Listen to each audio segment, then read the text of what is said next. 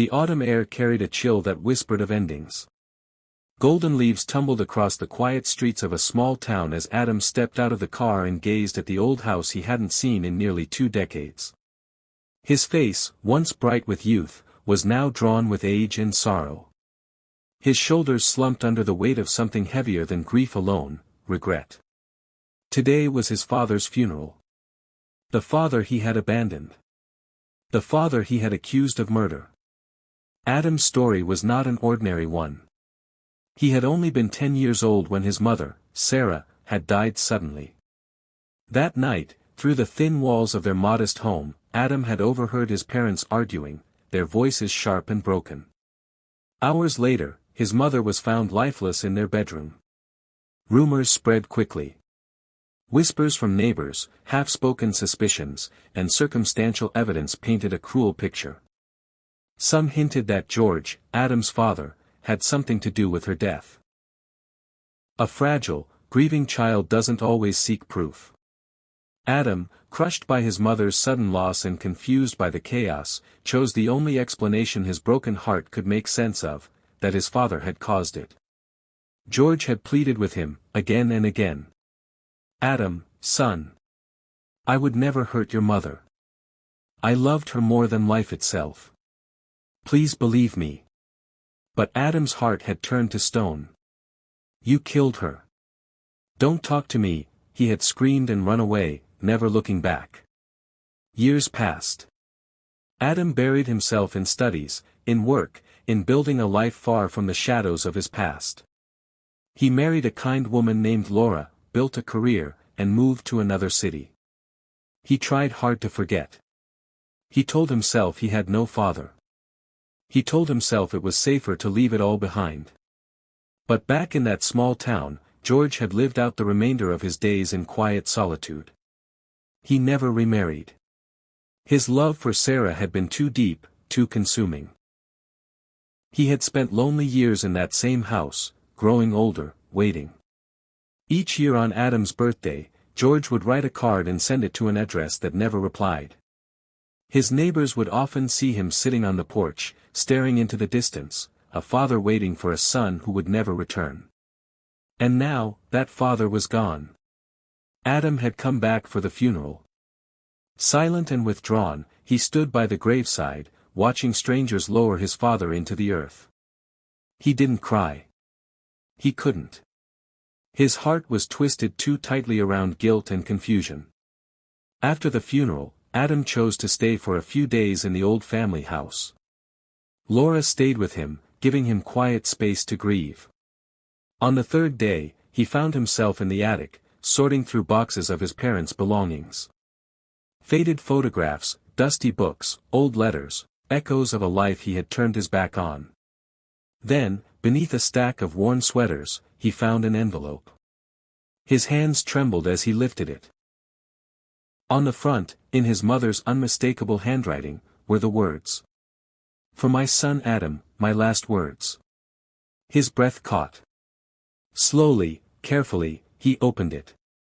Inside was a letter, yellowed with age but still perfectly legible. My dearest Adam. If you are reading this, I have left this world. I want you to know the truth before you carry a burden you do not deserve. My illness has been eating away at me for months. Your father and I chose to keep it from you because we didn't want to shatter your childhood. The pain became unbearable.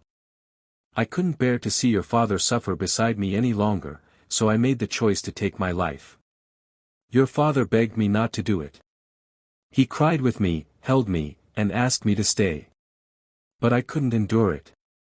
Please, my son, forgive me. Your father loved me more than anyone ever could. He did everything he could to protect me. Please do not blame him. I love you both endlessly. Your mother, Sarah. The letter slipped from Adam's fingers and fluttered to the floor. A sharp, strangled sob tore from his throat.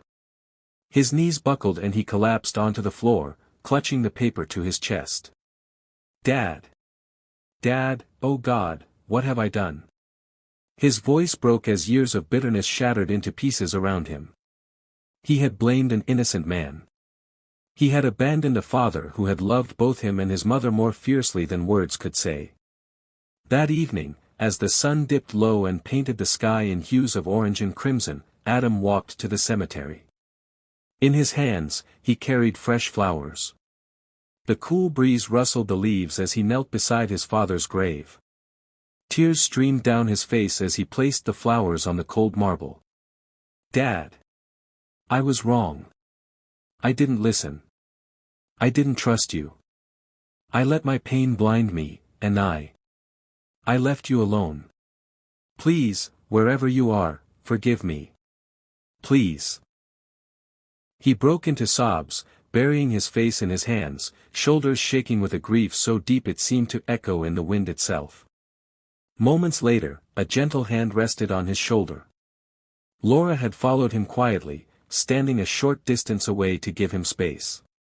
Now, she knelt beside him, wrapping her arms around him. "Adam," she whispered softly, "your father has already forgiven you. A man who loved you enough to wait his entire life without a word of anger, he never held a grudge. He just loved you. That's all." They sat together by the grave for a long time, as twilight deepened into night. In the days that followed, Adam stayed in the old house and carefully preserved everything his parents had left behind. He read the birthday cards his father had sent every year, still unopened in neat stacks. He studied the photographs, touched the worn furniture, and walked through the garden where his parents once sat together.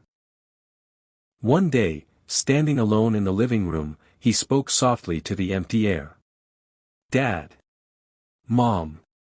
I'll carry your love with me for the rest of my life. I'll live in a way that honors you both. I promise." It is said that after that day, Adam often visited his father's grave, not in guilt anymore, but in love and remembrance. He brought flowers, shared stories, and sat quietly, knowing now the truth that had been hidden so long. The man he had called a killer had, in fact, given everything, even his own happiness, to protect his family. A story that reminds us, never judge without knowing the full truth, and never let pride rob you of the chance to forgive. Sometimes, the greatest sacrifices are made in silence, and the deepest love goes unnoticed, until it's too late.